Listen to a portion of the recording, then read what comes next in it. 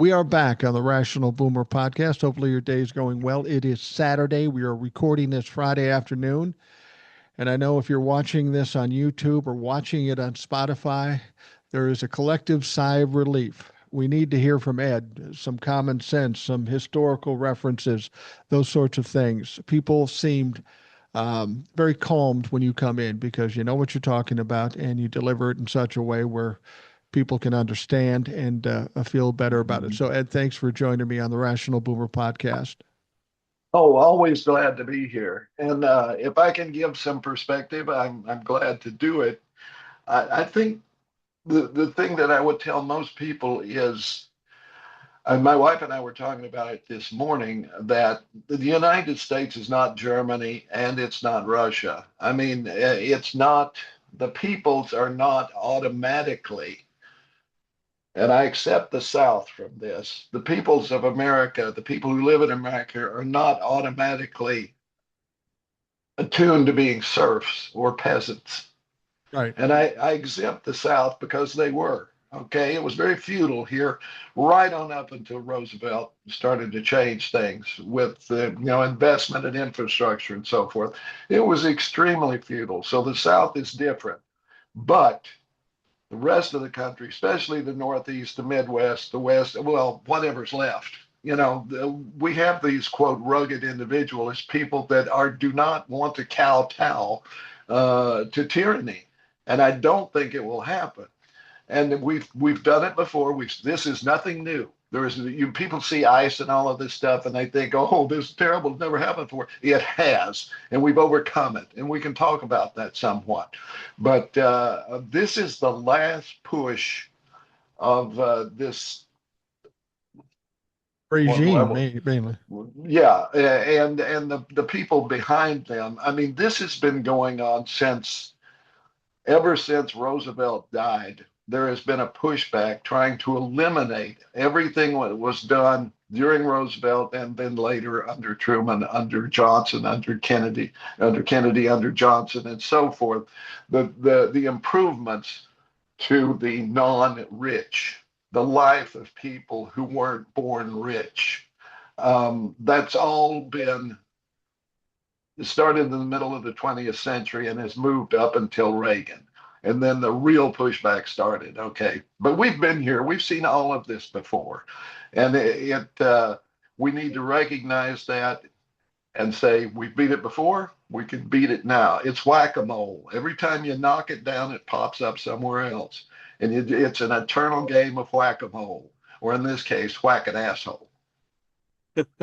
Well, I think the fatal flaw for Donald Trump, Republicans, Trump-a-fucks, everybody else, they look at Minnesota as a blue state and they hear Yeah. about Minnesota nice and they think we're passive or passive aggressive and we'll just let people roll over the top of us.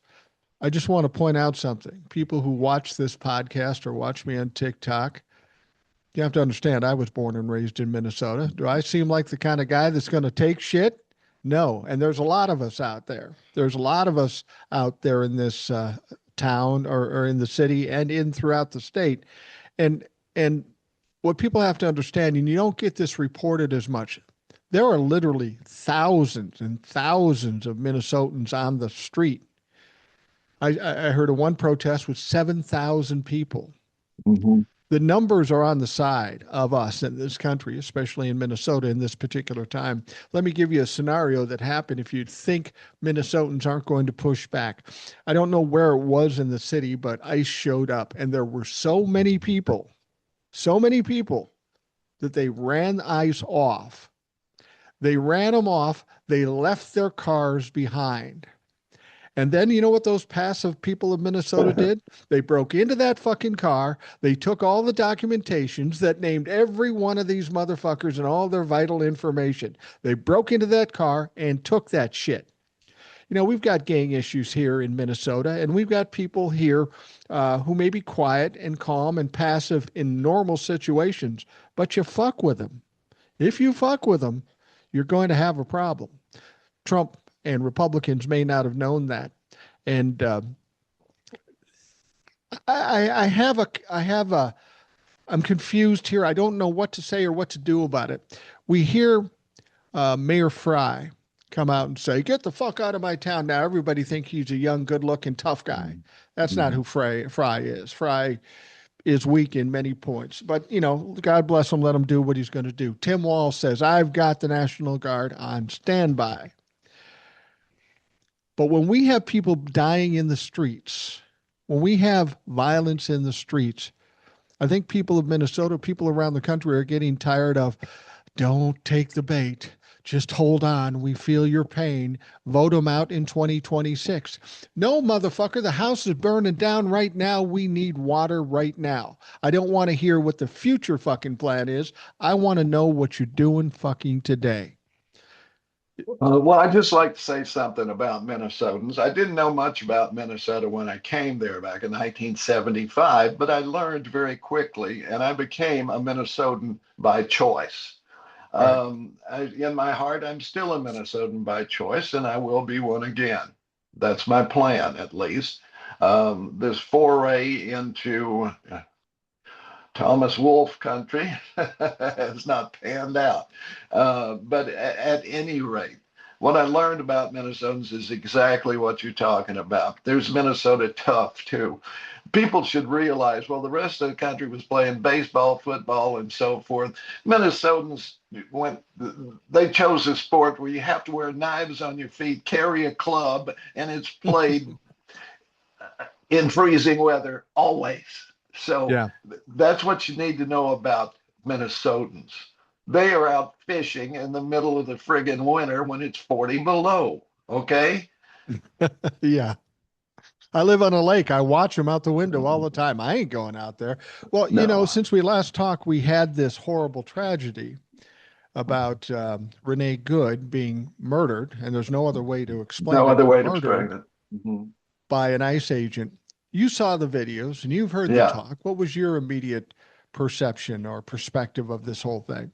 it's murder. And it wasn't just murder, it was murder by a guy who was trained to murder people in Iraq and did, I think, at least 2 tours there. And these guys should never be allowed near a police action of any kind.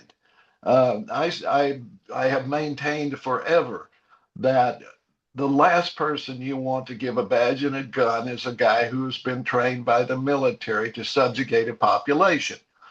I Right. worked and lived in North Minneapolis. I saw how the Minneapolis police treated the residents of North Minneapolis, who were primarily black and lower income whites. They treated them just like our just like a population they're the enemy. That's the way the police treated the residents of North Minneapolis. They are the enemy. They called them dirt bags. They weren't civilians. They weren't, and this was people who had committed no crimes. They were just people who lived there. They were the dirt bags. And quite frankly, if Mr. Fry and Mr. Walz should call in the police chiefs of every city and say, your job is to protect the residents of Minnesota, not ICE. That Well, guy should have been arrested at that point by the Minneapolis police, thrown into a cell and indicted, and he should be sitting somewhere waiting for trial without bail. I'm talking about Ross, the guy who shot and killed Ms. Good, Mrs. Good. At any rate, it was murder. It was murder, pure and simple. There's others. I think there's been at least 14 shootings like this that didn't have to happen. They shouldn't have guns. Sorry, they don't need them. They're not going after criminals. They're going after misdemeanor people who came here and have been earning their way ever since. They don't get benefits. These are people who contribute to the economy by doing the work, by paying into Social Security and taxes that they don't get a benefit from. They're a vital part of what we do. I think that they should, as soon as they're here and they have a job, they should be on a track for citizenship. Say, keep your nose clean for 5 years, you're a citizen. Boom, you're done. yeah. I mean, there's nothing wrong with getting more people that are productive and paying taxes. What's more effective? The fact that the Just Crown is. go Go ahead. ahead. No. On that topic, I noticed they're having some sort of get together in Minnesota today of state officials trying to gauge the impact of this ICE activity on the agriculture community in Minnesota, because you know it will be huge. Yeah, If it your will be huge. workforce is if your workforce is in hiding or on the run, they're not going to be working in the Valley of the Jolly Green Giant. Ho ho ho. Yeah, I grew up in South Minneapolis. I'm well aware of the Minneapolis police. And I said the same thing when this person, this federal agent, shot a woman who was not committing a federal crime, and anything outside of federal crime, they have no jurisdiction, the ICE agents. But she wasn't committing a federal crime. Uh, she should have been arrested. But we watched very carefully how this guy who claimed to get run over by a car walked very deftly to his car and ran away like a little pussy ass bitch he is. Um, And not only that, I, a day later, we have video of him carrying out a computer out of his house, not right, bleeding internally. right, exactly. But but we have our problems with the Minneapolis Police Department. Not just George Floyd. I mean, I grew up in the '70s as kids getting in trouble and doing things.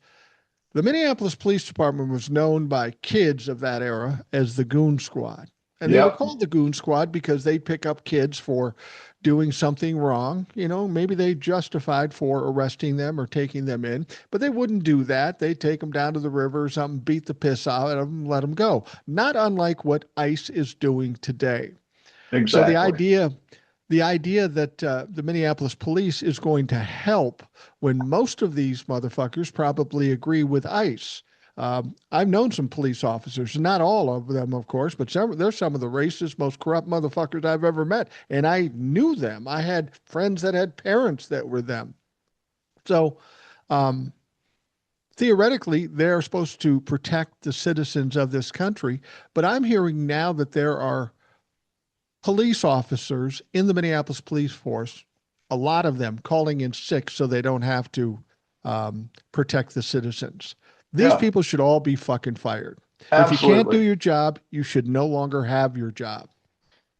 Absolutely. And that this is not just Minneapolis or anywhere else. Uh, people who, cops and politicians are the same, and that no one who wants to be one should be allowed to be one. Yeah. No, I get you. I You know, get you. usually it's, and look at this Greg Bavino character, okay, who's in charge of Border Patrol, ICE, and so forth. Number one, he's like 5'4". He's got a Napoleon complex, little man syndrome, whatever you want to call it. He looks like one of the ICE guys. It brought him along for take your fascist kid to work day. And this is who's running the show here, and the cruelty is the point. Well, it And is. I mean, that's all we're seeing is cruelty. We're not, I mean, let me give you an example. I just heard a story that they went and arrested and detained four members of the Ogallala tribe, Native yes, Americans. Now they let one go, but they still have three in detention. Please explain to me why you have Native Americans. They are the furthest thing from being illegal immigrants that they could possibly be. Are you being punitive or are you just yes, fucking stupid? both, both. Number one, I don't know who they have running the paperwork part of this, Yeah. but quite frankly, if you would work for ICE, you're not a high quality individual to begin with. Sorry to say that, but it's just true. Yeah. And I mean, it is a very, very it should have been visited long ago. We should have a better way of doing this. But you look at these turds at work, and it's always like 10 of them jumping on one person, right? Yeah. Uh, it's, They're pussies. yeah, exactly. And they're the kind of guys that it's interesting. Last summer, I noticed this phenomenon when ICE was first getting going. I walk my dog every morning through town, and every Sunday morning, without fail, this group of meal team six kind of guys, Yeah. riding Harleys, wearing the German helmets with the vests and all of that, blaring this um, racist metal, roaring through my little quiet town on a Sunday morning where nothing is moving, blaring this shit. Every Yeah. Sunday I would see them, every Sunday. And then they disappeared. Yeah. Reckon where they went. I think you can probably see most of them on the streets of Minnesota right now, because quite frankly, these guys are making more money than they've ever made in their lives. They would be staying at home right now watching Ice Road Truckers or something because they can't mow lawns for a living, right? Which is what they normally do, right? But this is who they're recruiting. So the Nazi bikers are gone to Minnesota. Well, one of the things that upset me about Walz, and again, I have to say I like Walz. He's a great governor. He's done some things, but these are trying times, not unlike the trying times, different but similar to when the George Floyd riots were going on. Yeah. And one of the shots that Governor Walz and Mayor Fry got back then is they didn't react quick enough. They didn't do anything. A lot of things happened without them calling in the National Guard or doing whatever they have to do with the police force. It got out of hand and they just stood there and they basically acted as if, well, let's wait till this is over and then we'll clean it up and straighten everything out after the fact. And that wasn't a good answer for the people of Minneapolis or the state of Minnesota. And we're getting similar comments right now. You know, one of the things I had a trouble with with Tim Walz was he basically said, "These bad things are happening. I know what you're feeling. I feel your pain. Don't take the bait, but we'll vote him out in 2026." And when the house is fucking burning down, that's not a good answer. Now, Mhm. people have said, "Why don't you bring in the National Guard to protect the citizens of this country and push ICE out?" Now, they're reticent to do that, or he is, because he understands one thing, and I think people need to understand this. If he does that, there is a short window where Donald Trump can then override that and make them federally controlled, and then point Mhm. them the other way. I understand that. Um, but the Democrats who keep saying, "Well, we'll just vote them out in 2026," they have to understand these people, they're bullies. They push hard. And when they get no pushback, they push harder. And it's going to get out of control. And you're going to stand back there and not use the National Guard or the police department, then Donald Trump will get what he wants. He's going to get people fighting back. There is going to be fighting in the streets. Now, everybody says, "Oh, we can't do that." He's going to invoke the Insurrection Act. Oh, yeah? Good idea. Good idea. You bring in the Insurrection Act. You can't do it throughout the whole country. There are 2.5 million military and there are 247 million adults. That's not going to work. And you can't do it in multiple cities. So you do it here in Minnesota, there's more Minnesotans than anybody you can bring here. And if people think they've got nothing to lose, they'll overrun you, motherfucker, and you'll have one hell of a mess. Absolutely. And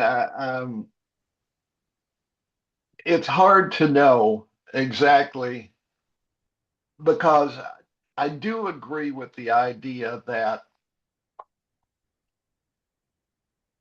you start popping ICE agents, then that turns a portion of the people against you.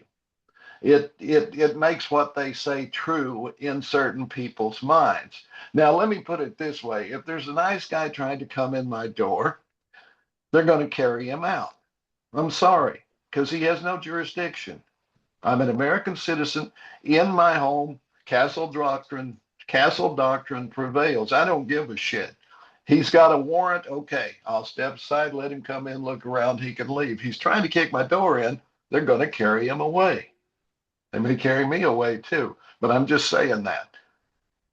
Well, And that's, you know, the same thing with cars. They had no jurisdiction to order her out of her car.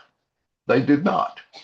They no, could have they called don't. a cop. They could have called a cop over very easily.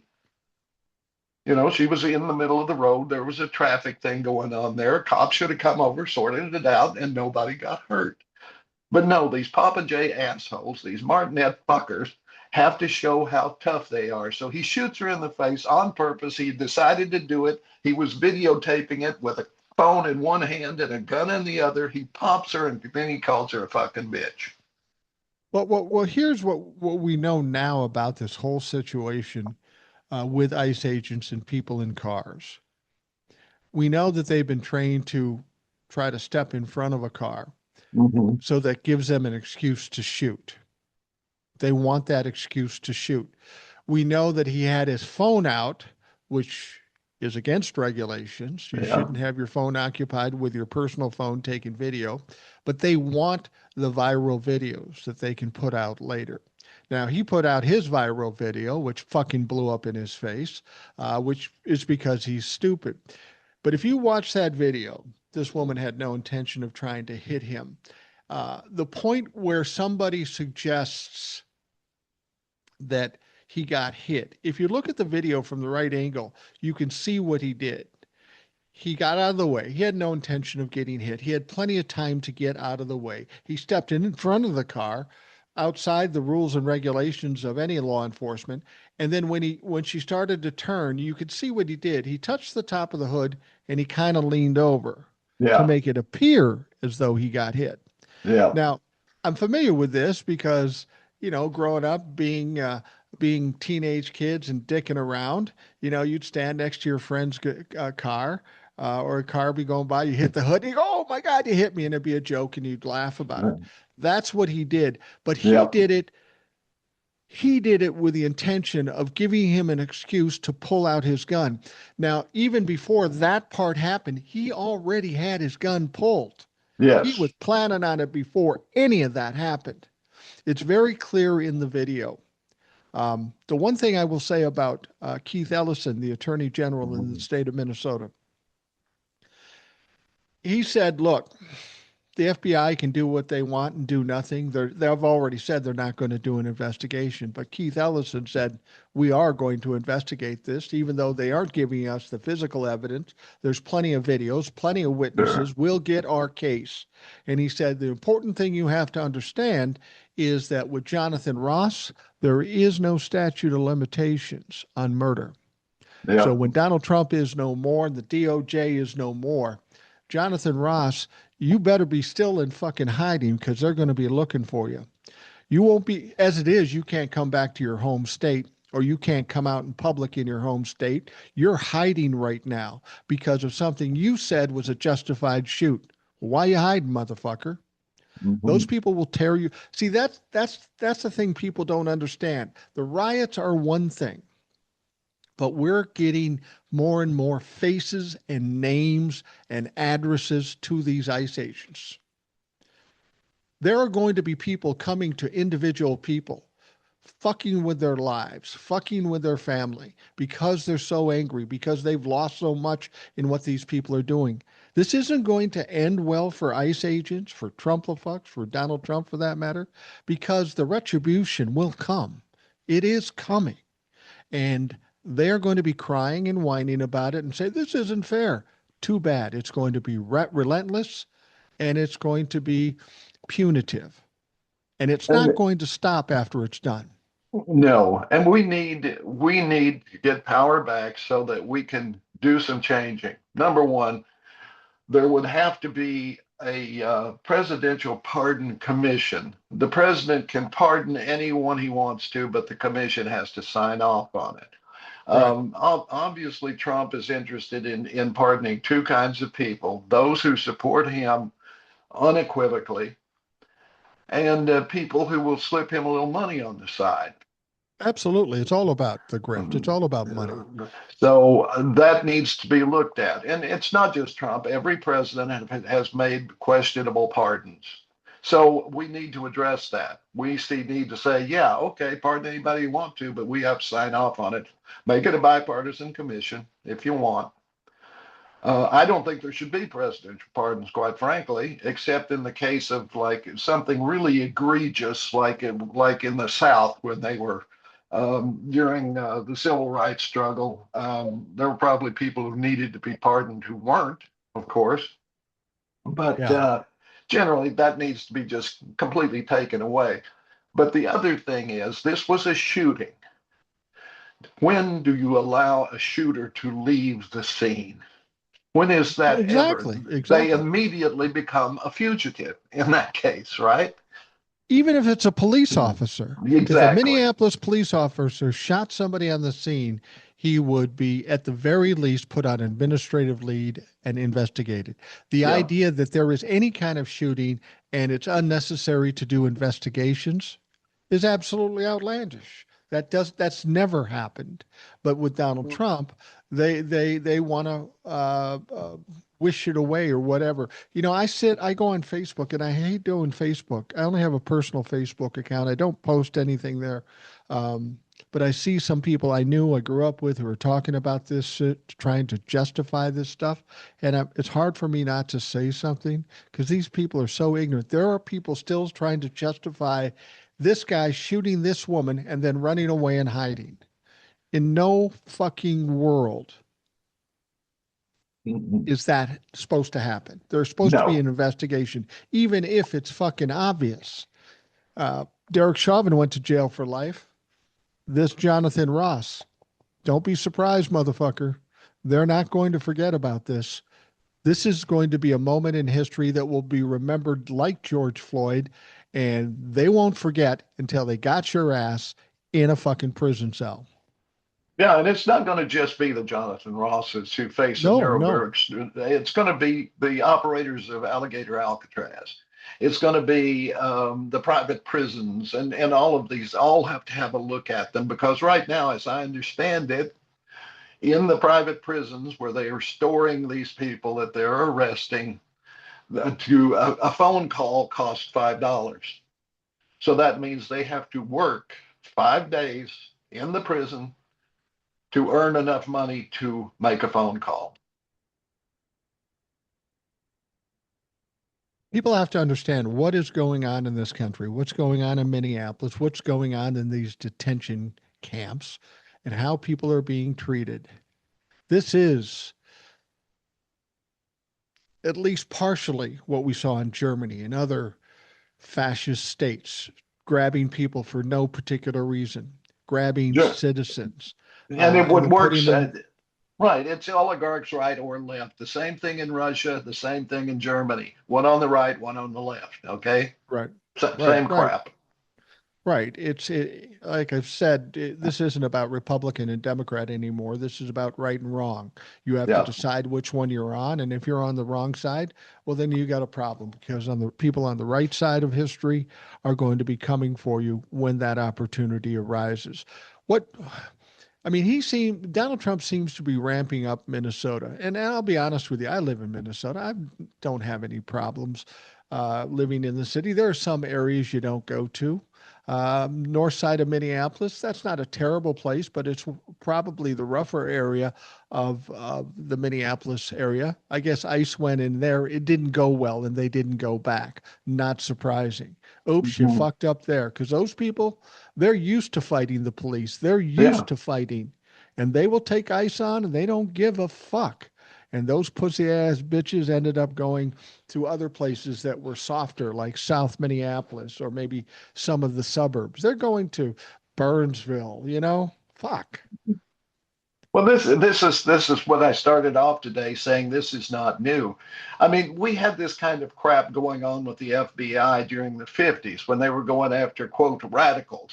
Yeah. They were basically going after anybody who didn't toe the conservative line. That was going on then. They did it against labor organizers. They murdered labor organizers and attacked labor pickets and that sort of thing. And not it wasn't just the Pinkertons and the other quote detective agencies. It was the state militias and the state police who were right in there with it, murdering people and women and children for all their only crime being wanting to organize. And it wasn't until Roosevelt was elected and it was put into law that people have a right to organize and form unions and stand for better working conditions, that this kind of stuff stopped. They want to bring it back. That's obvious. They want to roll everything back to before Roosevelt, and really further back than that, before the beginning of the 20th century, when the robber barons ruled the country.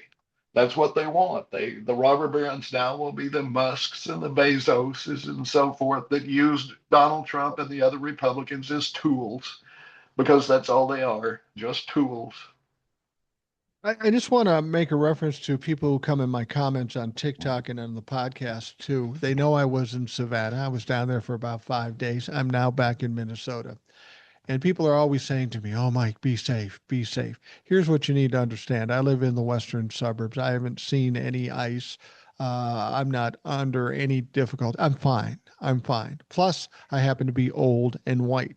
Secondly, I'm probably not going to be in the protest. My form of protest is what you're watching right now. I can reach more people. I can have more impact on a podcast, on TikToks, and I'm old. I don't like the cold. You know, if I was 25 or 35, I would feel comfortable tussling with somebody if I needed to. But I'm smart enough to know at 65, I'm not as tough as I once was.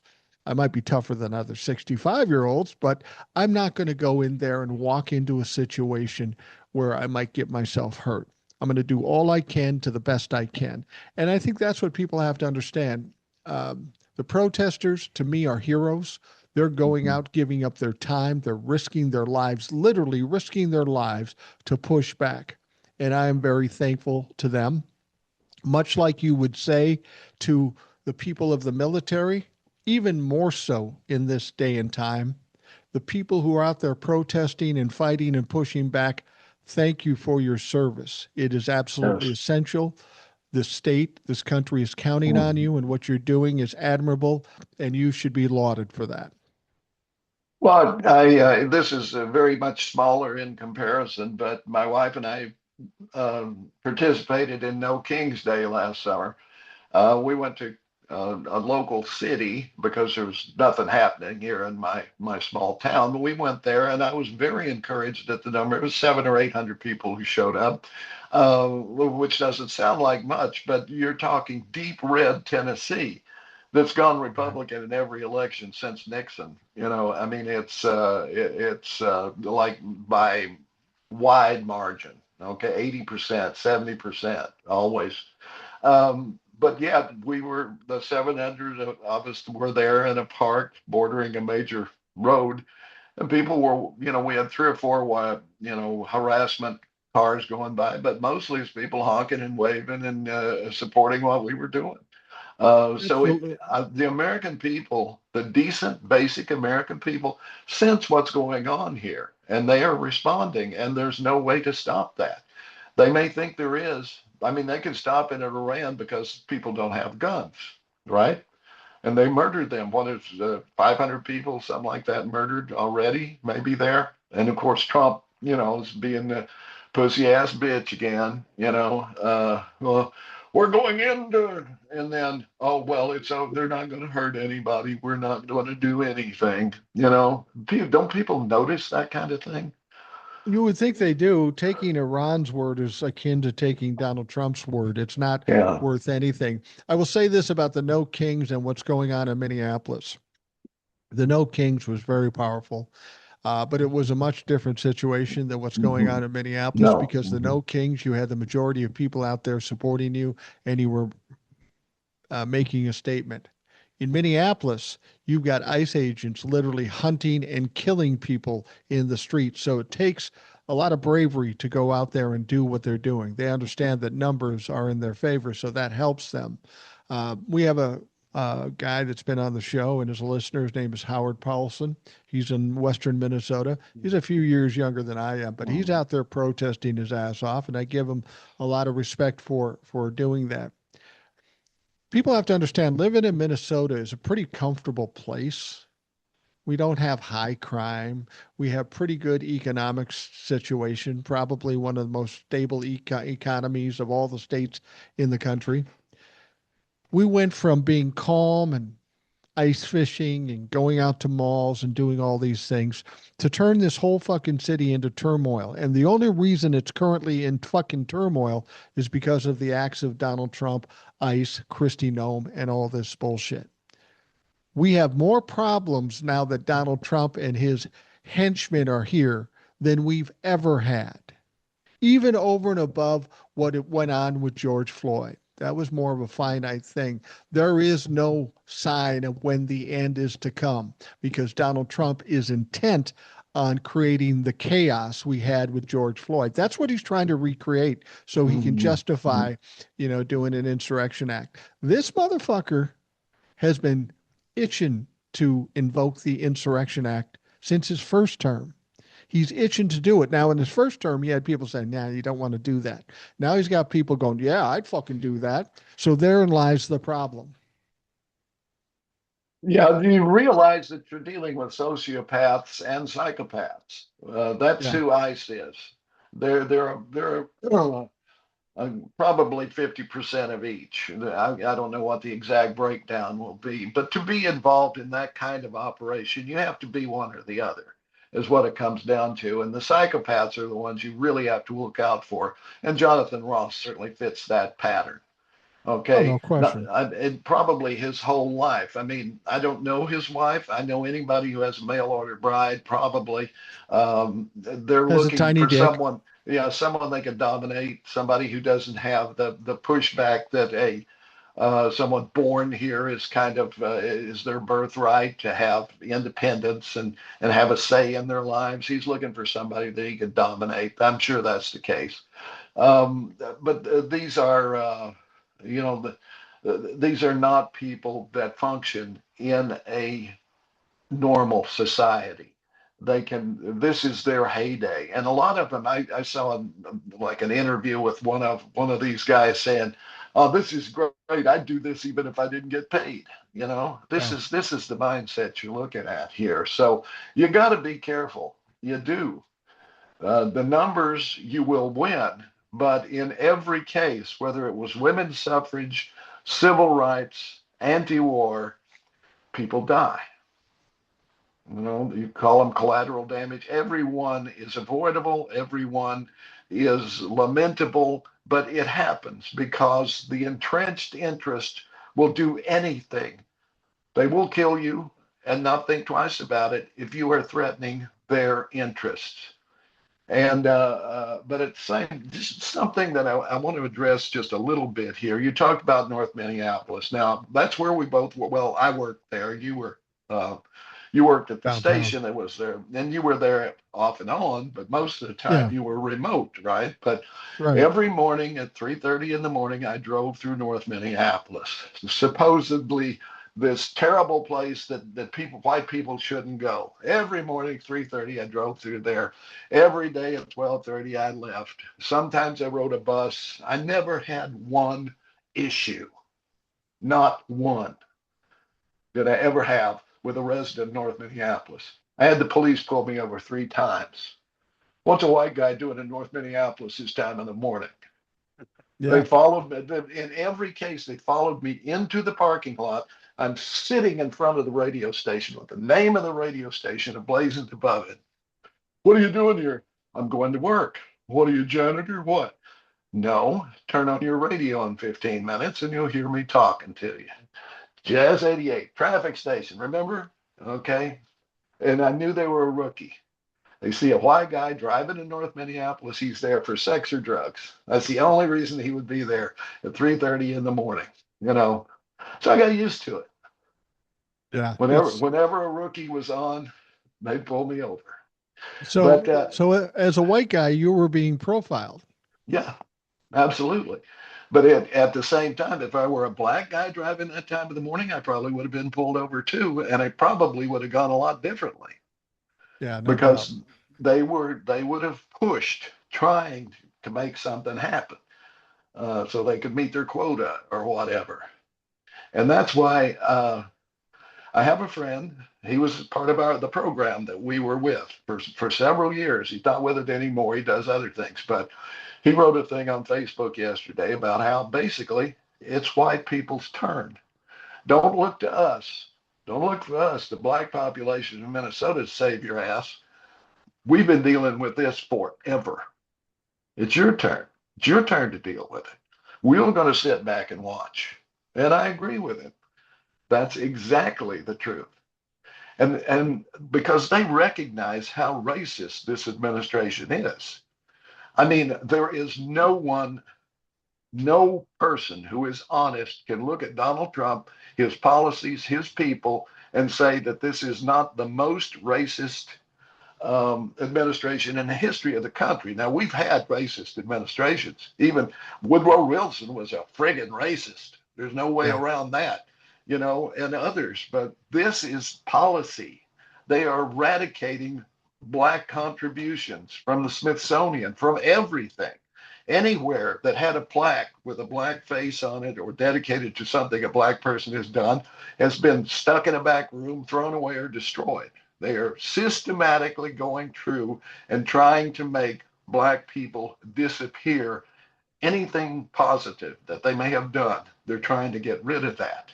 And yesterday or the day before, we have Donald Trump coming out and saying civil rights, because of civil rights, a lot of white people were treated very badly. He said those words came out of his mouth. And it infuriates me because people, this old face should tell you something. I started school in 1954. There were no black people in my school. There were no black Yeah. students until 1963 when I started high school, when we started to have integration. Were those students welcomed into the high school? No, they were not. They were ostracized. Now, when my reunions happen, there are no black people there because they were treated badly. When I was growing up, there were no black people working in any of the stores, any of the shops. There were few working at the TVA plant because it was mandated that they have 10% minority in the TVA, right? Now, the Right. Trumpers will spin it. Well, they gave an unqualified black guy the job a white guy should have had, which is total bullshit. That's never happened in any way. If like college admissions per se, okay, Harvard is going to admit 100 students, right? And Right. the government says 10 of those need to reflect um, Diversity. diversity. So they don't go out and find a guy who didn't finish high school and put him at Harvard. The black person who has the qualifications has the qualifications. When I got out of the Army, I went to the post office and I took the test and I got an extra 5 points. If I'd been disabled, I would have got an extra 10 points because the post office and all federal hiring at that time had a veterans preference, right? So Right. it's because I had given them 3 years of my life. They said, okay, we're giving you this little extra boost. All right. It was to level the playing field, not to build up this mountain for white people to climb. It's all bullshit. But like I say, black people could not be employed in anything other than very menial jobs and so forth. This was pre civil rights, during civil rights for that matter. When I graduated from high school, I went and applied for a job because I didn't have money for college. So I thought I'd work for a while and get some money together and go, which I did. The same day they hired me, they hired the first black employee, a young woman. Started the same day I did. Before that, all they had was a few black janitors. And that whole plant, all of those white people working there, you know, they were so much more intelligent than that young black woman. Oh, yeah, they sure were. You know, no, no, it was just that no black people had been allowed to work shoulder to shoulder with white people. I can look out my front window and see the outline of the town swimming pool they filled with dirt in 1963 when civil rights got going because they All you didn't have to want black people to swim there. all you have to do is look at Congress and understand what racism is about. Mhm. 12% of all Congress, Senate, and House is 12% or less. I think it's less in the Senate. Um, You had to give people of color that advantage because people of that era were specifically saying no because you're black, not Right. because of why you're qualified, no because you're black, and that absolutely happened, and it still happens to this day. And what's still Maybe, happening too is that 12% should be more like, I don't know, 40, yeah, because they've gerrymandered districts so that black people cannot elect black candidates yeah, or Hispanic absolutely. or whatever ethnicity you want that isn't white. Um, my Tennessee, most of the South is gerrymandered so hard that it's ridiculous. And even when they manage to pass legislation, this I don't know the word I want. I'm not illegitimate Supreme Court Yeah, has ruled in so many cases the wrong way so far as that goes. They're going to let Texas use their gerrymandered ones. Um, it's insane that they can do this. They're using the shadow docket business so they don't have to own up to who's actually making these decisions and so forth. And I don't know. We really need to clean house on the Supreme Court. That has to be done too. yeah. It's the only way to clean up the Supreme Court once we get controls is to pack it. I mean, people No, want to you can impeach people. impeach them. You can impeach them individually. We were talking before the hour air, before we went on air. This Sasha guy who's Sasha, alleging he yeah, was Riley. raped by Donald Trump and so forth. Thomas is also mentioned in that. And that wouldn't be surprising. That No. wouldn't be surprising. Well, let's talk about the Sasha Riley just briefly. I haven't reported on it a lot.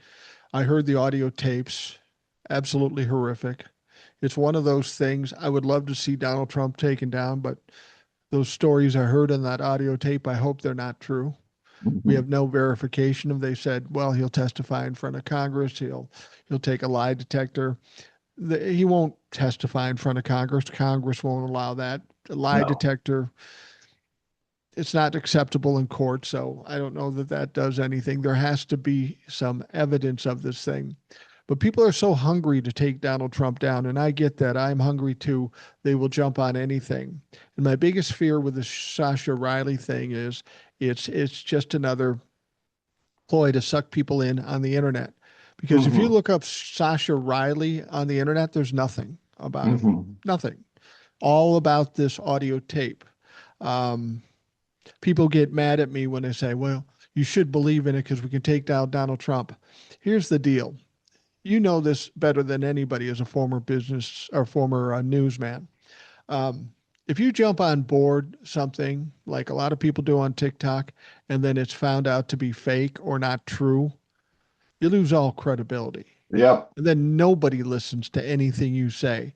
That's why you have to be very cautious as to what you jump on and support. Um, would it surprise me if what Sasha Riley said wasn't true? No, it wouldn't surprise me at all. Should we um, should we believe the accusers? Absolutely. Every woman, every man, every child that has a complaint, we need to believe them. And at the very least, they should be investigated. And therein lies the problem with these Epstein files. We've got 26 women who claim Donald Trump sexually assaulted them. None of them have been investigated. None of them have been prosecuted. We've got at least 20 co conspirators in the Epstein files. They might be rich, they might be powerful, they might be famous, but nothing has been investigated. So you can say it's not true or they're lying, but there's no proof of that until there is some investigation. And therein lies the problem. There has been no investigation. So we have to assume that they're guilty because otherwise they would have investigated it. Hmm. Exactly. And then, I don't know. I'm just vaguely now starting to be aware of the whole Sasha Riley thing. Um, because I tend to turn away from what I consider to be conspiracies or unproved conspiracies for Right, the most right. part. Um, because, as you say, that was my training. If you don't, it's going to bite you in the ass. A friend of mine got enmeshed in something to do with when I worked at a different station, this woman was pushing this thing about dog abuse and something, and he got involved with it. And then about halfway through, he realized it was all made up. And, he had to go on air and say, this is a mea culpa, should not have Yeah. gone with this. But, sometimes you can Well, get sucked in. when you watch mainstream media, when you watch network news, they're constantly telling you things that's basically tabloid or rumor or just flat out not true. And this is why they're losing viewership every day. You can't trust them. CBS is a good example. The Here's a best, place that, yeah. yeah, here's a network where we watched Walter Cronkite tell us that our president had been shot and killed and seeing how upset he is. Having 60 Minutes, kind of a bastion of journalism that could be trusted above all. They were tough. They were tough on everybody and anybody. And now all of that's gone away. And they're trying to understand why they've lost 25% of their viewership at a time when network news was losing viewership anyway, because people are going to the internet and streaming and stuff. We have the same issue with the streaming with Fox News, MSNBC, CNN, and the like. Nobody can trust these outlets anymore. And And no the one viewership, does. no, no one does. And that's why there's really no point in watching them if you can't trust them. At the very least, they're slanted a certain way to make you believe something, or they just flat out lie to you. The only place to come is here. And if you're here trying to deliver information and you fall into that same trap, then people have no place to fucking go. Exactly. I do watch NBC in the evening, not because I think they're better. It's just because that's the closest one on the dial, I guess, or whatever, with Tom Yamas, right? And Yeah. my wife doesn't like me to watch because I yell at the TV, because they constantly state the administration's latest lie Right. without challenging it and offer no counterpoint at all. They'll just tell you, well, the president said this today, and they'll do the thing about, he was saying that white men should file EEOC complaints because they were treated so badly during civil rights. They, a real journalist would offer the counterpoint that this is bullshit, that there is Yeah. no evidence for any of this at all, and this is just this moron blabbing again. And that's exactly what they should say. But I wouldn't require them to say that. I would require them to say there is nothing to support what the president is saying here, and proving damages would be impossible anyway. Um, they should call him out for selling oil that he stole on the high seas and putting the money in an offshore account that only he has access to. This is the thing they should be doing that they're not.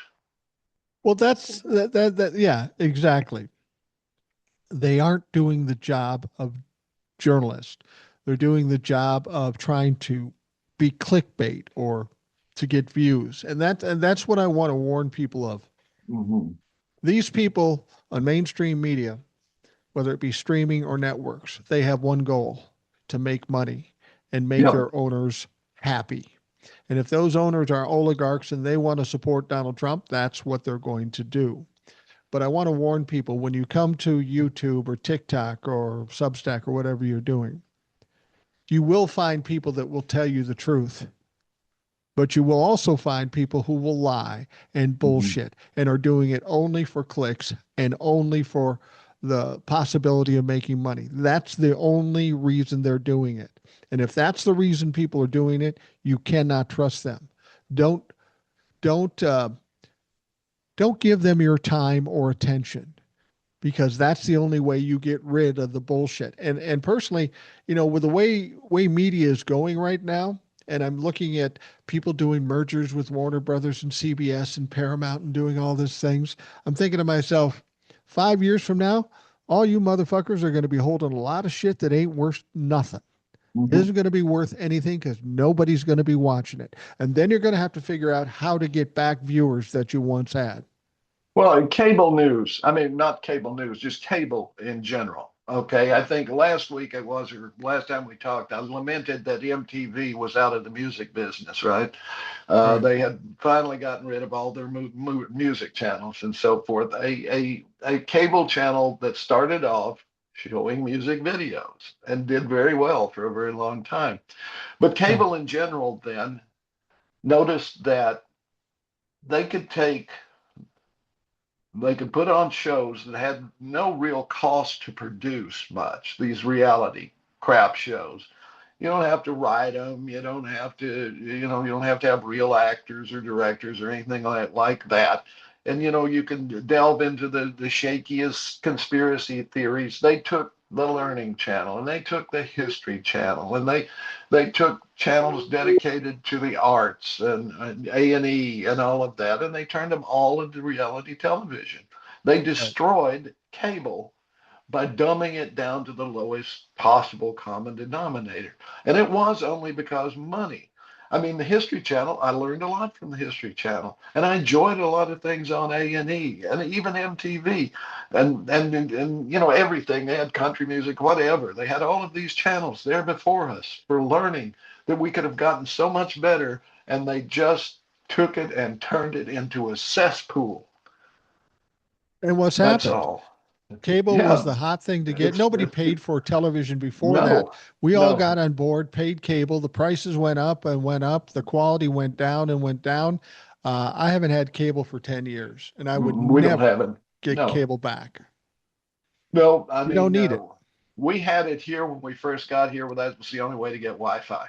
You know, Yeah. but Yeah. but Right. gradually now we just stream everything. And I could get a digital antenna if I wanted broadcast. That's another thing. Who watches broadcast anymore?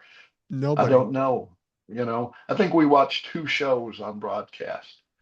We watched The View and a couple other things, maybe. I used to get people coming up to me all the time knowing that I worked in radio and they say, "How do you get into radio?"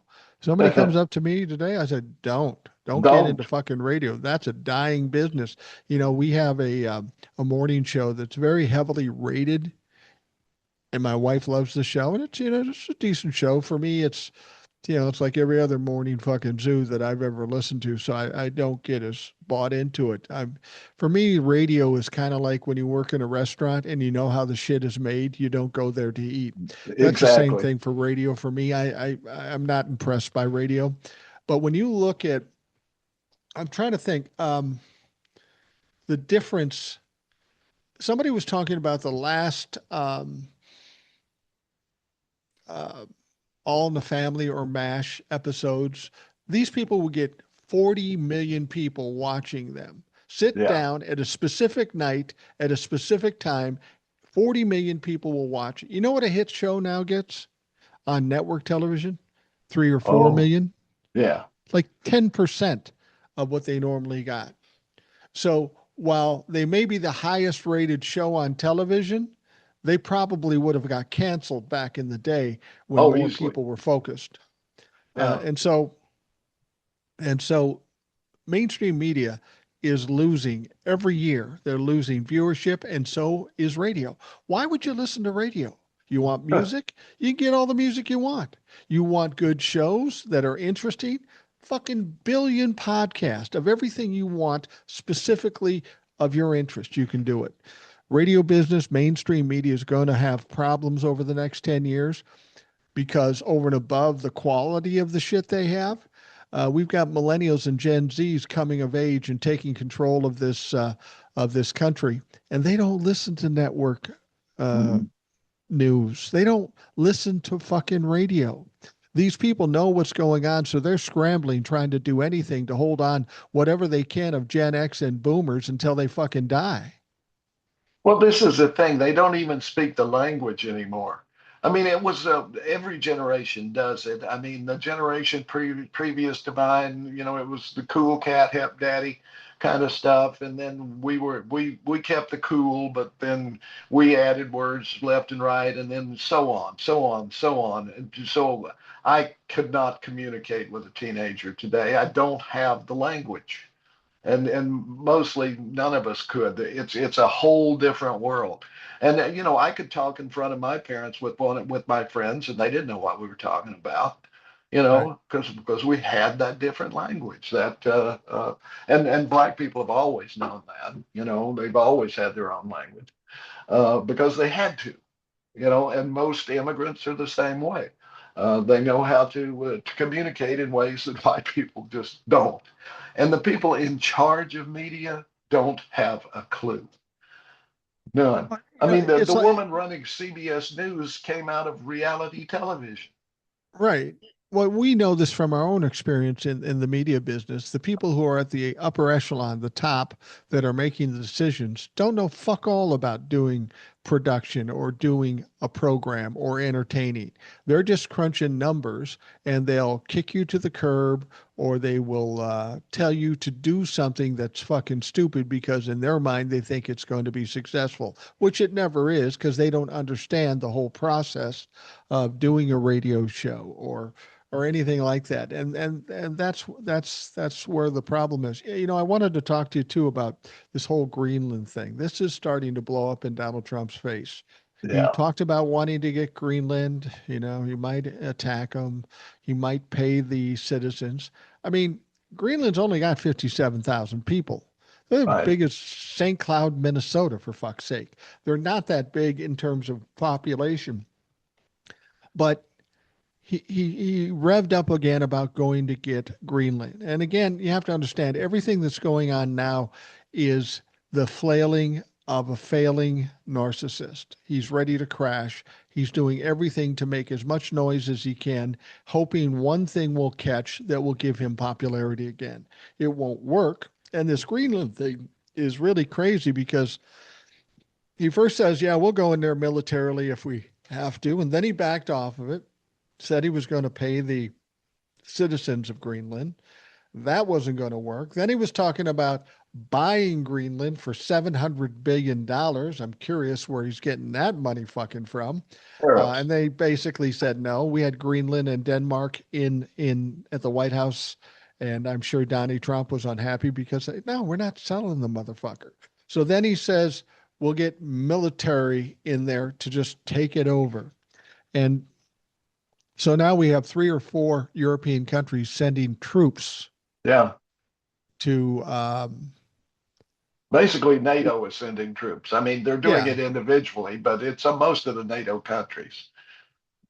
yeah. So, and then we hear Don Bacon come out and saying, yeah, if he goes into Greenland militarily, we have enough people to impeach him in the House. Okay, cool. Do you have enough people to convict him in the Senate? Because No. I don't know.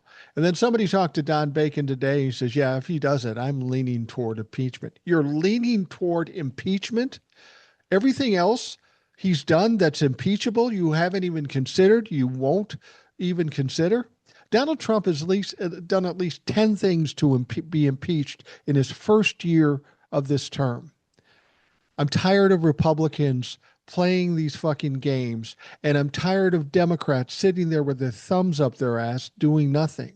Our Congress is impotent at this point. They are insignificant when it comes to what's going on in this country. All you have to do is look at Minneapolis. All you have to do is look at the economy, the fucking tariffs, all this shit. Our government has basically been hobbled by Mhm. the Trump administration, and they've done absolutely nothing to stop it. Well, this is the thing. I mean, every policy of the Trump administration, everyone failed right before the Great Depression. It brought Right. on the Great Depression, the tariffs, the cutting taxes. Well, there were no taxes. I mean, the first income taxes were under Wilson signed it, even though Roosevelt and Taft did the work. It was Wilson who signed the bill Right. instituting an income tax, which was so marginal it made very little difference.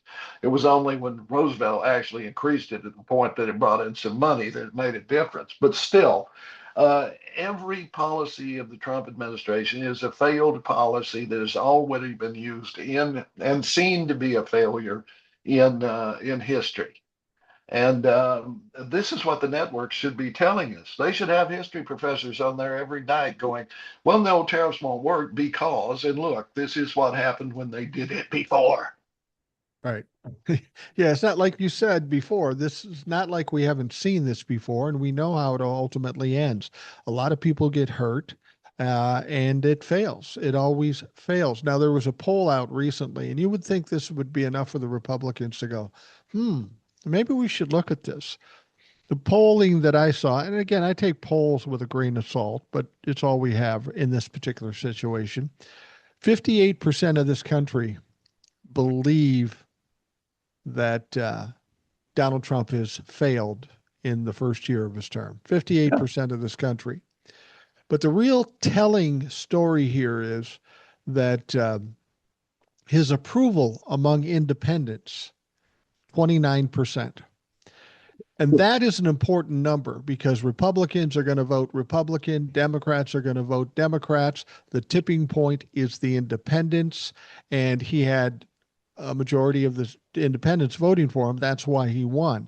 But now he's at 29%. If the election were to be run today because of that independent split, he would be fucking destroyed. Absolutely. My point is that how is there 29% of this country in independence happy with this? How is there 42% of this country that don't think Donald Trump has failed? Are we that stupid? Are we that complicit with what Donald Trump is doing? We enjoy the punitive nature of this administration. I don't fucking get it. Let me tell you, I can explain it to you. I have a friend. He's an executive in a manufacturing company. His wife is an executive with a banking company. They probably bring in, close to $300,000 a year. I'm guessing. Something along those lines. Both of their sons are in finance, doing very well. They see it as great because it's great for them. They're decent people. We don't talk about politics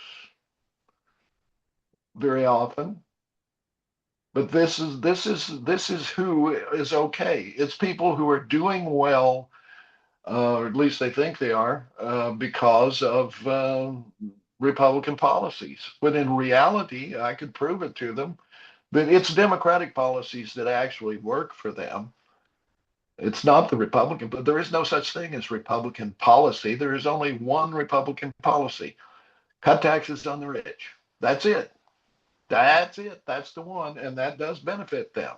Okay. So because they're benefiting financially from the Trump administration, are you telling me if you were to ask them outright, they support Donald Trump? They voted for him. Okay. But do they still support him, do you think? Do you think they still support what's going on? I had the husband tell me, I vote for what is good for me. Okay. And as long as it's good for him, presumably he supports Donald Trump. If he supports Donald Trump. Yeah, I should have countered, what if it's bad for me? Well, yeah, exactly. Exactly. Well, what I'm going to challenge you on is you said they were good people. And I question whether they're good people. If they're willing to vote for something that's good for them and terribly harmful for other people, that is not the definition of good people. Well, it's a struggle for me. And I said, friend, I'm talking relative here. Okay. Okay. You see, I'm more cut and dried about this. And maybe people think I'm being mean about it. If you voted for Donald Trump the first term, I'll maybe let you go. If you saw the light and you changed your ways from that point, okay, you fucked up, you made a mistake. If you voted for the second time, I have a problem with you. If you voted for him a third time and still support him now, I have no time for you, because it's not about political difference. It's about you trying to harm a country that my kids and grandkids are going to have to fucking grow up in. Now, you fuck with my kids, you fuck with my grandkids, we're going to fight. And there's never going to be a time where I like you, no matter what you do, no matter what charities you give to. The fact that you chose to harm this country, harm my kids, and harm my grandchildren, you're my fucking enemy, and you will always be my fucking enemy. Mhm. I understand your point of view. You know, I do. I'm a little more cut and dried about it, and I'm like that with everything. I've got a real easy policy in my life. If you treat me nicely, I'll be nice. If you treat me badly, I'm going to be a fucking dick, and I'm going to be your worst fucking nightmare. Now, when I'm in a situation where I see a Republican, um, and they're being friendly to me, I'll be cordial in that moment, but I don't like you. I have no respect. I have a friend who I don't see that often, but we hear from now and then, and he is dumb as fuck. He's been dumb as fuck since he's been in fifth grade to this point in time. He's still dumb as fuck. And that was fine for a while, but he's a big time Trump bumper. And whenever Hmm. he walks around me, he's very careful what he says because he knows I'll rip him apart if he says the wrong thing. But he'll go on Facebook and say, "Yeah, I support this." Um, I don't like the motherfucker. He was one of my friends when I was a kid, but by virtue of how he thinks now and what he's willing to put people through and support, he cannot be my friend. He is, in fact, my enemy. I won't go up and start something with him, but I'm not going to engage with him unless I have to, and it won't be very long if I have to. Hmm. Yeah, Yep. I have a bit more nuance than you do. That doesn't mean that I'm better. It doesn't mean that my way works better than yours. I admire your, quite frankly, your um, focus. You know. Well, no, and that's to say, anybody who thinks like you and deals with situations on your level, I have no problem with that. Everybody has the right to live their life and be what they want to be. I just have the inability to have any warmth for anybody that wants to hurt other people. Whether we and that's why I've got friends from high school that were like my best friends, and I know they're Trump pumpers. I stay away from them, and I stay away from them because I don't want to ruin the good memories I have with them by hating them now, because Mhm. I will hate them now. Well, I'm in a living situation here where I'm surrounded by people I went to school with, and I have let them know exactly how I feel about everything. But generally, the way that we deal with that is not to discuss that. Um, Well, yeah, you that's the know, best thing to do. And I have and that's situations where I just don't discuss it, yeah. but they can't help themselves sometimes. Hmm. I will say this: these are people that I don't think would shoot a fleeing mother in the face. And I think they condemn that. I haven't brought it up or talked with them about it, but you'd be surprised how many otherwise decent people would say, "Oh, she got what she deserved." I see it all the time on the internet, and it drives me insane because there is no court in the country who would sentence someone to death for a traffic infraction or for being nasty to a military figure. That doesn't come with the death penalty. And for you to say she got what she deserves tells me that you think it does. Right. That might must always be kowtowed to. That the police are always right, and they should be allowed to do anything they want to do. That they should be able to march into your house without a warrant or break the window on your car and drag you out through that window if you're a pregnant 30-year-old woman. You know, I mean, this is the point where I want to see some heads roll. I mean, literal heads. You know. Yeah. You know, when it comes, you said something there that they voted for Trump, but they wouldn't be in favor of a woman being shot innocently on the streets in front of her fucking house because she didn't live that far away. She was just Right. going to get her kid. So she had every reason to be there. She just happened to be in the fucking mix of this chaos that was created by Donald Trump and ICE. But even if they are appalled by this woman being shot in the face, The fact that they support somebody who is happy to shoot somebody in the face, I think them makes them just as guilty. I That agree. they are supporting something to continue this behavior. And even though you think you're above it, you're helping to perpetuate it and fuck you. Well, I had another relative that I wound up screaming at. It was in relation to a black man being shot, or black men in general being shot by police. They should just comply. That's what was said to me. They wouldn't be dead if they had just complied. So I mentioned the young man. I believe he was a cook in a school who was pulled over by a cop. He told the cop, I have a gun, a concealed carry, I have a permit and all of that," and the cop shot him. Yeah. There was a woman who thought she heard someone being raped in the alley near her apartment building. She called police. When they arrived, she ran out to talk to them. She was shot and killed. Yeah. Yeah. Um, and these are just a few. And of course, there was George Floyd and others that show how fallible all of these people are, and that you would say, well, all you have to do is comply. No, no, that's not it. They have When so, prejudged you and they've pulled you over in a lot of cases.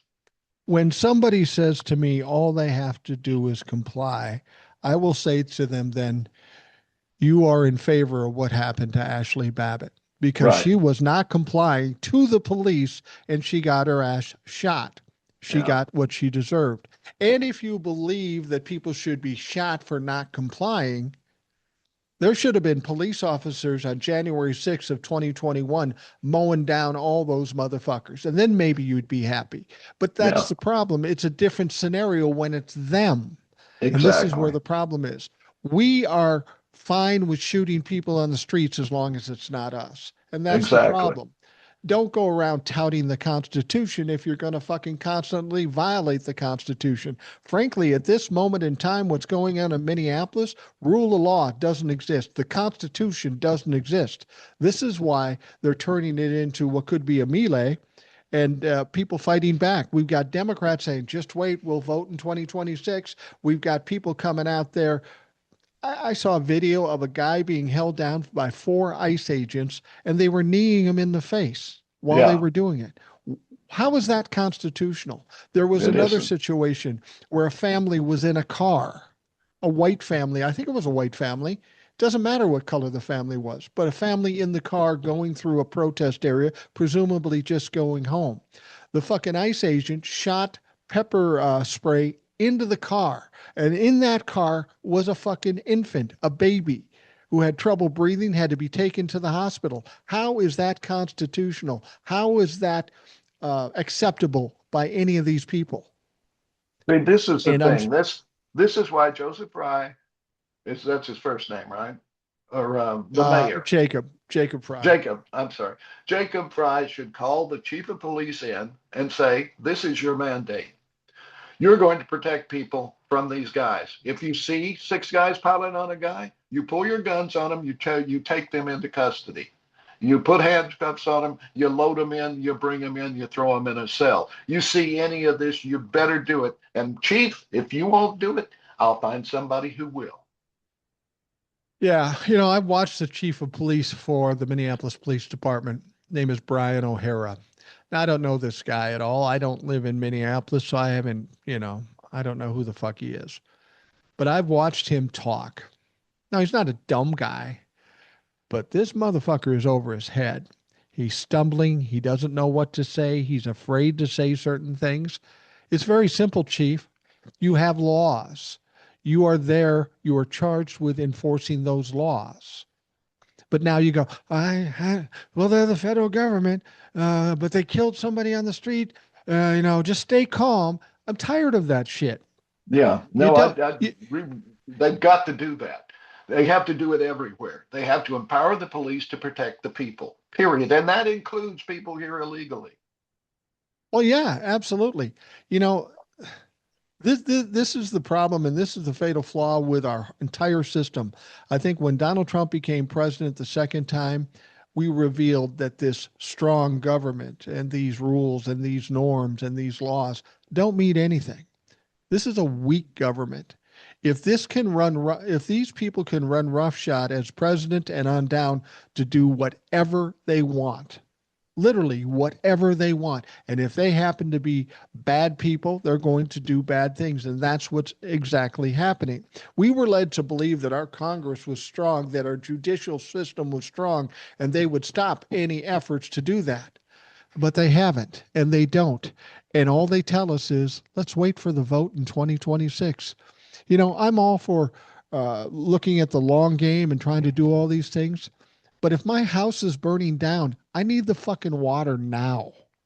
I'm not going to Exactly. wait until we get the best water and the best timing to do it. And that's what people have to understand.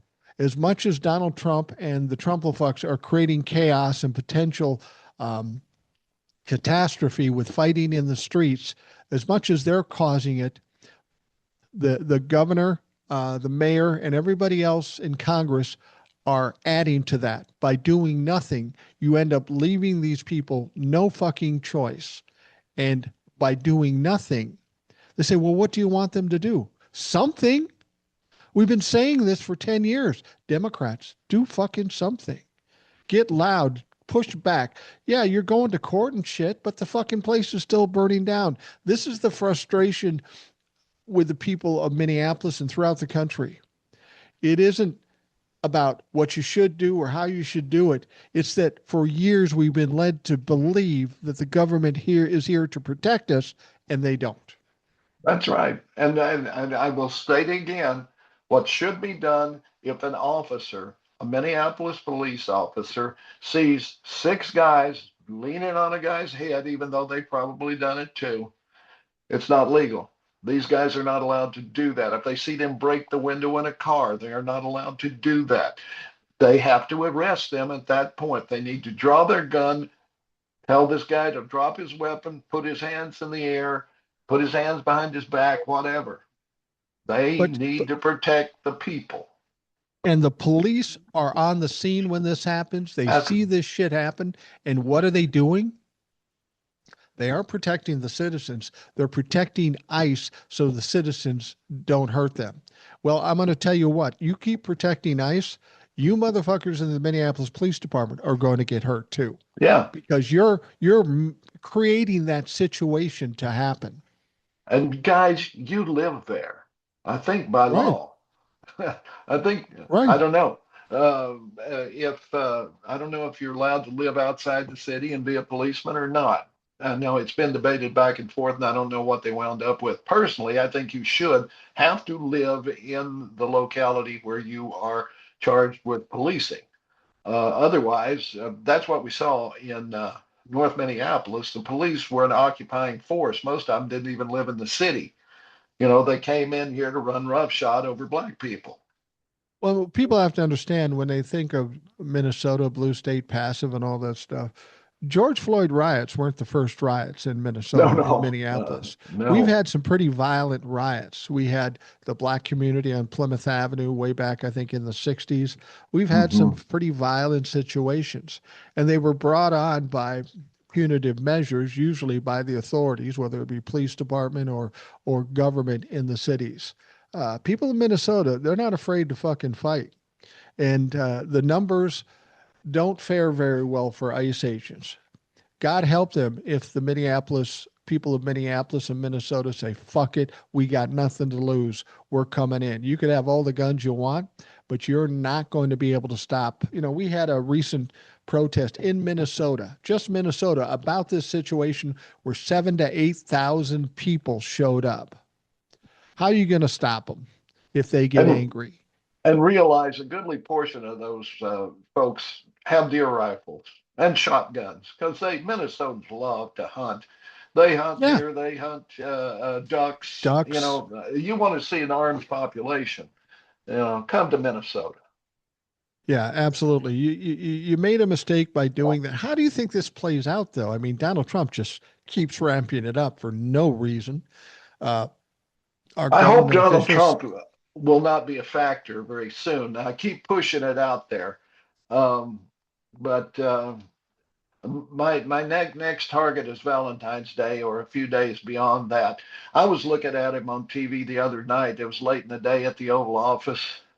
You saw the video. He's falling Yeah. asleep. The little girl's looking at him, looking at her mom, looking back at him, and he looks like he's going to pitch forward at any second. He's asleep. He's out of it, you know, There's and a, that's happening all the time. yeah, every time you see him, last time he was speaking in public, he was slurring. He's always been bad because he can't stay on focus. He can't stay focused. But he was slurring and sniffing and slurping, and I mean, he looks like an old man in the late stages of his life and on the road to wherever he's headed off to, and guaranteed it's not heaven. I think he realizes that too. Um, what ha- But how does it end up in Minneapolis, do you think? I mean, you spent enough time in Minneapolis. I was born and raised here. This can't continue the way it is without some kind of catastrophic break. At some point, there's going to be cooler heads will not prevail. Yeah, unfortunately, that's true. So say the city of Minneapolis gets tired of our government, Democrats not doing anything, and these people continuing to attack. So we have people starting to fight back. I mean, personally, Unfortunately, go ahead. unfortunately, but personally, what I see is maybe somebody with a deer rifle from a distance taking out ICE agents here and there. So there isn't a riot necessarily, but once there is a gunshot, then Donald Trump will go to the Insurrection Act. Now I everybody mean, thinks that that's the kill shot for Donald Trump, and he'll win everything because he's got the Insurrection Act. I don't necessarily believe that. It didn't work in South Korea. It's never worked here in this country. What if we get to that point? He's anxious to pull the trigger to do the Insurrection Act. If he does that, then what happens? well, there's a number of things that can happen. What I fear will happen is, as you say, there'll be some guy with a deer rifle on top of a building taking out ICE agents, and they'll open up on the crowd, and there will Right. be a massacre of innocent people, innocent protesters being mowed down by ICE. At that point, ICE leaves Minnesota, and things calm down. That's one scenario. Another scenario is, as you say, they start plunking ICE agents. They immediately will go back into their hiding places Yeah, because they're basically cowards. That's why you see absolutely. 6 on 1, right? Because they're Right. cowards, and and then they'll leave. That's a possibility there, and he'll send in the troops, and the troops won't be doing the same thing that ICE is doing. They'll march around and so forth, but how many of those troops are really going to be committed? He's Well, talking about federal troops. He's talking about career Army people. He's not talking about these Sunshine Soldiers, the National Guard. Okay. He's talking about federal troops. He's talking about the, um, oh, what I'm trying to come up with, National airborne, Guard. or no, airborne, Okay. Army troops. These people are people who've been in for 15 years, they're pushing for 20 or 30 and getting their pension and so forth. They don't want to do this. You know, they've been Well, that's deployed in Iraq and Afghanistan and all of these places where they're in training missions and so forth. They don't want to be there. I don't know. I think things will calm down in that case, but there's going to be a but tragedy. There's going to be a massacre if somebody starts popping these guys because that's all they know absolutely to do is spray the crowd. right, right. Well, as somebody who was in the military, we've all heard the thing. Well, they swore an oath to the Constitution, not to a president. They're going to deny illegal orders, and we Nah. really haven't seen that to this point. However, when they were talking about the sending the military into Greenland, the report is that the general said, "Yeah, no, we're not going to do that. That makes no sense." So apparently, that was a red line. If it comes to sending the military into a city like Minneapolis, will they look at that as a red line too, or will they just do it? That's a good question. I don't know what their training is. I mean, their training is for what they did. It's like this guy who shot Jonathan Ross. I mean, that's what he did. He was in Iraq, and he Yeah, was specifically trained to pursue fugitives, I'm told, right, and apprehend them by whatever means necessary. But right. he was put into a situation just like I described earlier, where the Minneapolis police versus North Minneapolis, when I lived there, they saw everybody who lived there as a possible criminal and treated them that way. Right. That's the way our troops did in Iraq. It's what they did in Vietnam. It's what they did in Afghanistan. Everybody is a potential enemy, and a lot of innocent people get killed just for being in the wrong place at the wrong time. What I would hope, if federal troops come in, people just go silent. They can march, but no throwing of snowballs, nothing like that, because there's going to be hair trigger stuff going on. This does not end well unless Trump pitches over tomorrow. Keep your fingers crossed. Yeah, yeah. But if this all happens in Minneapolis, is this also a tipping point for Donald Trump and his whole regime? Yeah, because then there's a movie called The Death of Stalin, and it's basically a filmed play, but it's all of the next guys in line when Stalin dies, trying to figure out what they're going to do. It's kind of funny. Steve Buscemi, for example, plays Khrushchev. Okay, so it's not historical. It's check it out maybe. But this is what's going to happen. You're going to see J.D. Vance, who is the heir apparent, of course. I mean, by law, he becomes president. Right. Is he going to want Steve Miller as his background guy? Probably not. Who's he going to bring in? How are they going to reconfigure this? Is he going to want to keep Pam Bondi? Maybe not. Who knows? Once Trump goes, the whole thing goes into chaos. Right. I think I've said this. Everybody says I'm worried about JD Vance. I think if Donald Trump is gone and that craziness is out of there, and there is no more power from Donald Trump, as much as JD Vance may be a racist, a misogynist, and a dumb piece of shit, he's very easily manipulated. And I think the Republicans go into a mode where they're trying to rehabilitate themselves. They realize they fucked up for the midterms and for 2028, and they've got to somehow settle things down and try to make them more normal, which won't work for a while, for a long while. But that's why I've always said if we want to stop some things, instead of worrying about fixing everything, we simply have to cut the head off the snake. Once Yeah. Donald Trump is gone, everything changes. And then at that point, we have to decide how we handle it from there. We can't fix everything, but we can fix one thing. And that, whether that is a video that leaks out about Donald Trump from the Epstein files, he chokes on a Big Mac, or they fucking impeach him. It doesn't matter. Once Donald Trump's out of the way, two things will happen. All the crimes and criminality of Donald Trump will become flowing out because it will be great sport to destroy Donald Trump. As much as they support him now, there's going to be a mad rush to destroy that motherfucker because he's now a liability to the Republican Party and they have to do it if they want to survive or hope to survive. Yeah, I mean, are they going to support Venezuela now? I mean, here he's got these oil tankers. He sees that oil, he's going to sell that and so forth. But basically, the oil companies told him, "Go fly a kite. We're not going in there." So there's Right. not going to be more oil coming out, or at least not in sufficient quantities to justify any sort of presence by us. So that's going to be a failure. Everything he's doing, the tariffs, of course, a failure. Everything he's doing is going to be a failure. So are they going to try I mean, he's there as a cult of personality right now, and they need him. He's the reason they're there.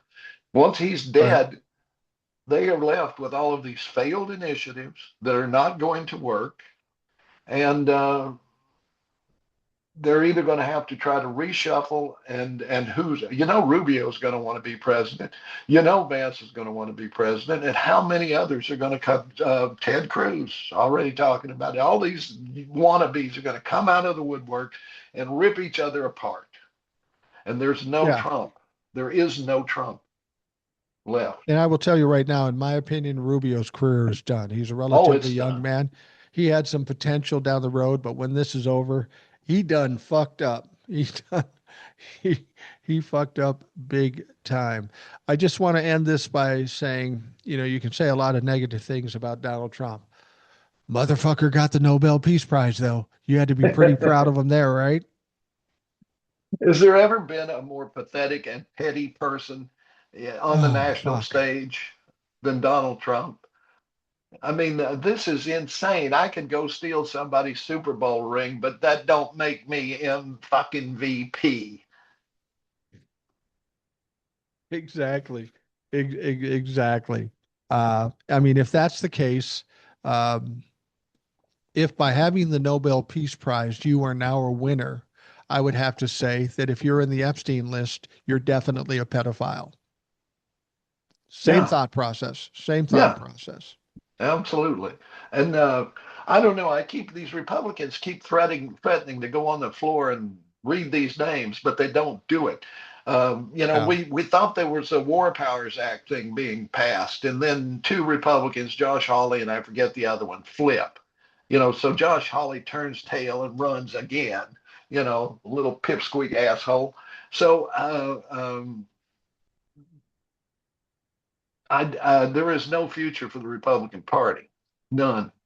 There is no Thankfully. figure that can pick up the pieces. There is none. There's not one. Way off to the side, you might have a Paul Ryan or somebody in a few years who may be able to mount a campaign or something like that. I walked away. I couldn't deal with that.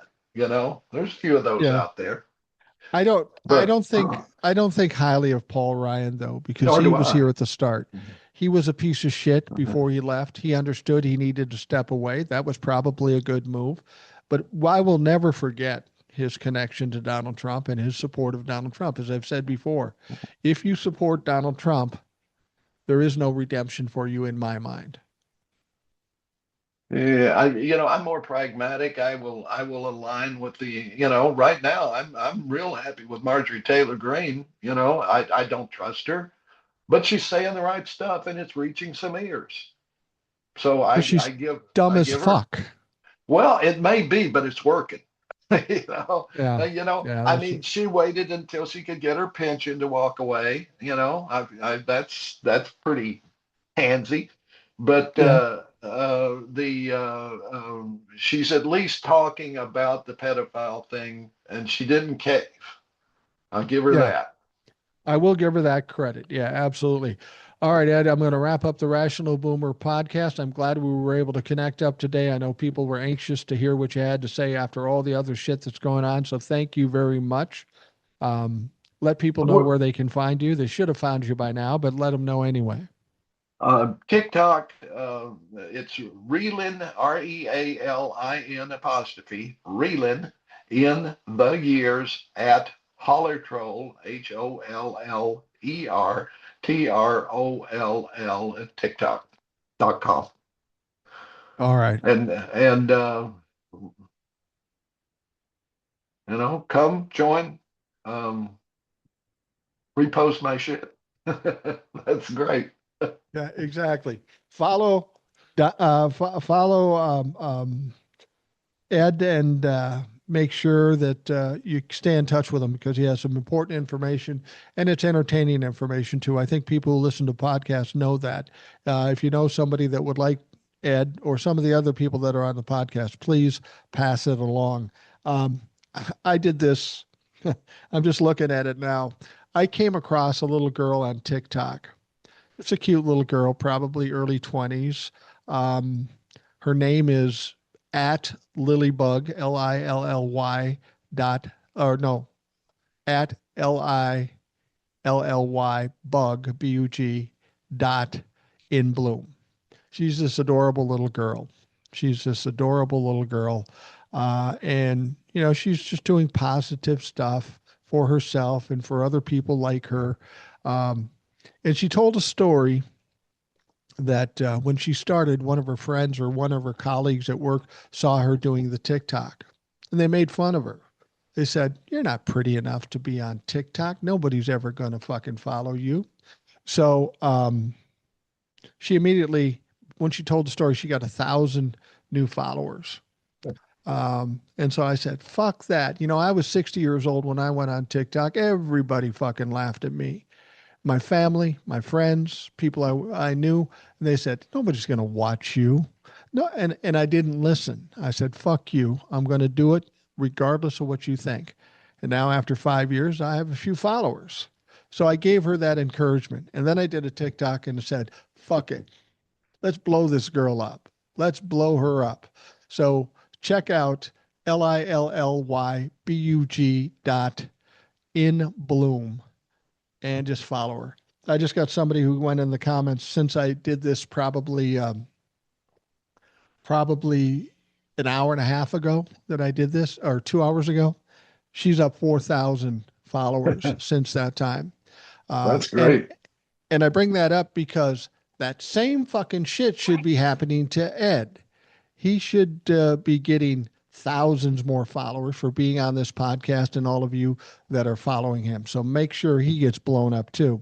And Well, a everybody lot else of that's on people the do. podcast. A lot of people introduce themselves. Heard you on the podcast. I'm here. I appreciate every one of them. You know, I try to interact as much as possible. Well, But well, they're good I'm sure people. you know. I'm sure you know this. It's hard to interact and produce anything. You know, if all you're doing is interacting, then you're not producing. So basically, I'm hoping that what I give is enough, and Right. that's enough. Mhm. Yeah, there's no way I could answer every comment. I try to like as many as I can. I try to just continue doing what I do. So if I don't interact with you, I try to answer DMs when I get them if I can. I get thousands of people sending me TikToks that they want me to watch. I'll guarantee you, I watch TikTok a lot. I almost guarantee you, I've seen all the videos. I appreciate Same here. the interest. But if I don't respond to you, it's not because I don't give a shit. I do give a shit. I was walking through the Savannah airport and this black woman was walking toward me. And my wife and I are walking the opposite direction.